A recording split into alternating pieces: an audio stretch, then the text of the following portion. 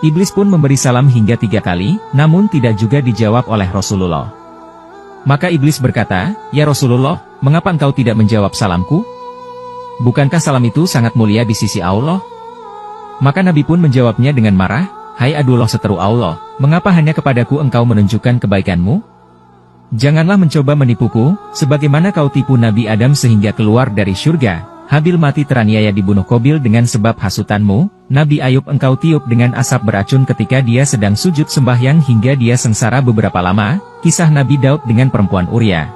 Nabi Sulaiman meninggalkan kerajaannya karena engkau menyamar sebagai istrinya, dan begitu juga beberapa anbiya dan pendeta yang telah menanggung sengsara akibat hasutanmu. Hai iblis, sebenarnya salam itu sangat mulia di sisi Allah, hanya salammu saja aku tidak hendak menjawabnya, karena diharamkan Allah. Maka aku kenal baik-baik engkaulah iblis, raja segala iblis, syaitan dan jin yang menyamar diri. Apakah hendakmu datang menemuiku?" Iblis menjawab, "Ya Nabi Allah, janganlah engkau marah.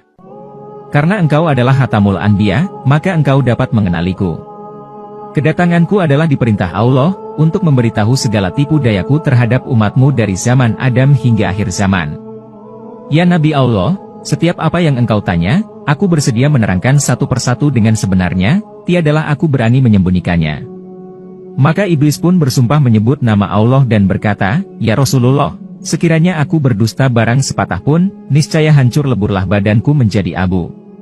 Ketika mendengar sumpah iblis itu, Nabi pun tersenyum dan berkata dalam hatinya, "Inilah satu peluangku untuk menyiasati segala perbuatannya, agar didengar oleh sekalian sahabat yang ada di majelis ini, dan menjadi perisai kepada seluruh umatku." Nabi bertanya, "Jika umatku membaca Al-Quran karena Allah, bagaimana perasaanmu?"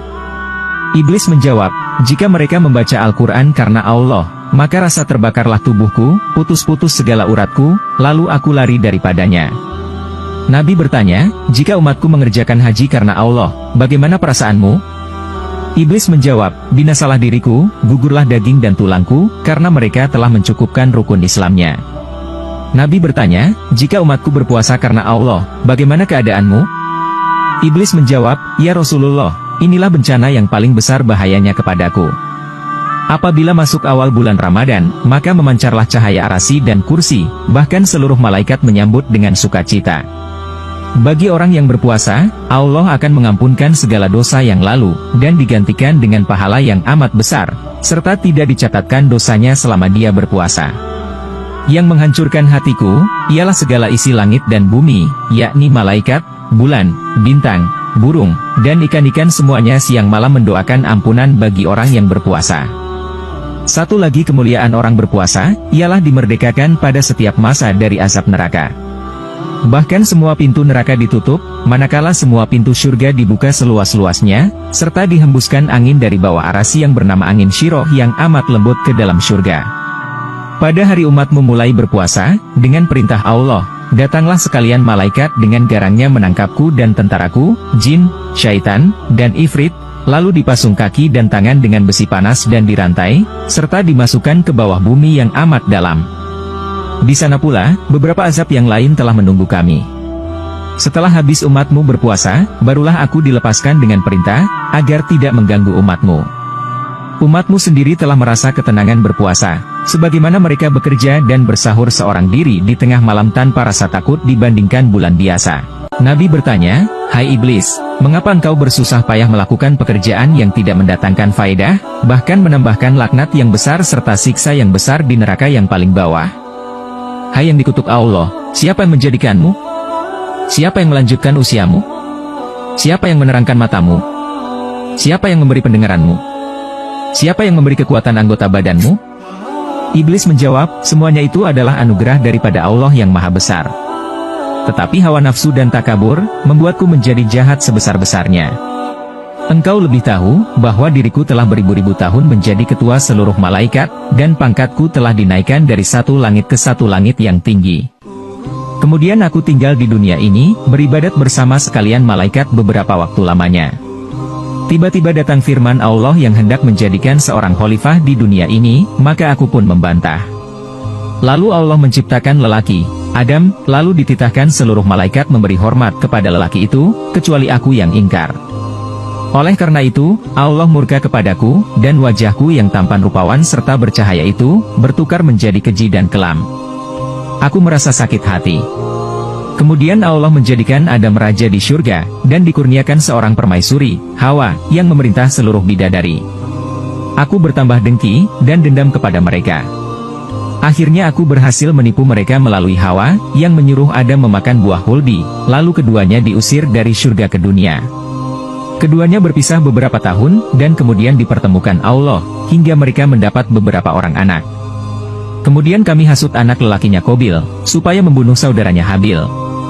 Itu pun aku masih tidak puas hati, dan berbagai tipu daya aku lakukan hingga hari kiamat. Sebelum engkau lahir ke dunia, aku beserta bala tentaraku dengan mudah dapat naik ke langit untuk mencuri segala rahasia, serta tulisan yang menyuruh manusia berbuat ibadat, serta balasan pahala dan surga mereka. Kemudian aku turun ke dunia, dan memberitahu manusia yang lain daripada apa yang sebenarnya aku dapatkan, dengan berbagai tipu daya hingga tersesat dengan berbagai kitab bid'ah dan carut-marut.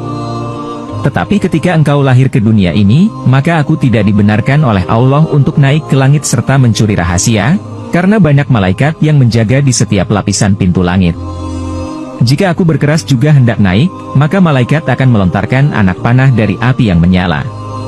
Sudah banyak bala tentaraku yang terkena lontaran malaikat itu, dan semuanya terbakar menjadi abu. Maka besarlah kesusahanku dan bala tentaraku, untuk menjalankan tugas menghasut. Nabi bertanya, "Hai Iblis, bagaimana perbuatanmu kepada makhluk Allah?"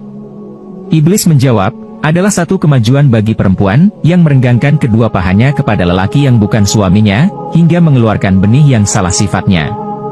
Aku goda semua manusia supaya meninggalkan sholat, terbuai dengan makan minum, berbuat durhaka, aku lalaikan dengan harta benda daripada emas, perak dan permata, rumahnya, tanahnya, ladangnya, supaya hasilnya dibelanjakan ke jalan haram. Demikian juga ketika pesta yang bercampur antara lelaki dan perempuan. Di sana aku lepaskan sebesar-besar godaan, supaya hilang peraturan dan minum arak. Apabila terminum arak itu, maka hilanglah akal, pikiran, dan malunya. Lalu aku ulurkan tali cinta, dan terbukalah beberapa pintu maksiat yang besar, datang perasaan hasad dengki hingga kepada perbuatan zina.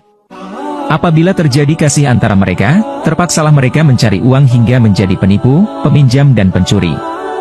Apabila mereka teringat akan salah mereka lalu hendak bertaubat atau berbuat amal ibadat, aku akan rayu mereka supaya mereka menangguhkannya. Bertambah keras aku goda supaya menambahkan maksiat, dan mengambil istri orang. Bila kena goda hatinya, datanglah rasa ria, takabur, megah, sombong, dan melengahkan amalnya. Bila pada lidahnya, mereka akan gemar berdusta, mencela dan mengumpat. Demikianlah aku goda mereka setiap saat.